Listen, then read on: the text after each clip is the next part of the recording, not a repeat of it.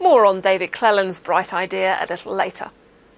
But first, it was day one in the job for the newly elected Commons Speaker John Bercow.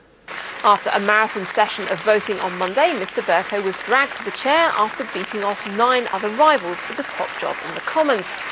The 157th Speaker, Mr Bercow, is something of a controversial choice, more popular with Labour MPs than his former Tory colleagues. Having abandoned the traditional robes for a more straightforward suit and gown, all eyes were on Mr Bercow as he began the day's proceedings. Order, order. The clerk will now proceed to read the title of the private bill set down for consideration this day.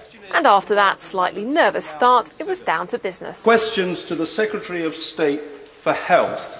Just before I call the opening question, I would like to ask honourable members to keep their supplementaries to one question, and I would ask that ministers' replies are kept to a reasonable length.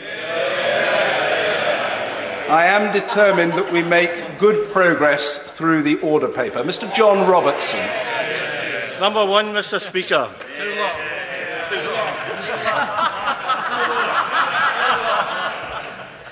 Mr Speaker, if I could be permitted to just congratulate you and to be with you today on your first question time. And the first MP to ask a question wished him well. Thank you, Mr Speaker. And can I, as the first backbencher to speak in business, wish you to the chair. I wish you all the good luck that you deserve and goodwill. And I hope that you'll receive a lot more luck and goodwill than some of your predecessors have. Mr Bercow then urged MPs to congratulate him in private so the session of questions could continue more quickly. And by the time the Prime Minister came to the Commons to make a statement an hour or so later, the new Speaker was clearly finding his feet, ticking off 2 Conservative MPs. The sole purpose of the protocol will be to give full treaty status to the clarification set out in the decision to meet the concerns of the Irish. The honourable gentleman has asked his question and he must listen respectfully and silently to the answer. Prime Minister.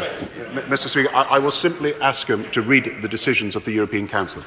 We are not going into a grouping that takes extreme right-wing. Order, Prime Minister. Mr Kaczynski, I'm really keen to call you, but if you keep yelling from a sedentary position, it doesn't advance your chances. Prime Minister. John Bercow getting down to business. Well, all 10 candidates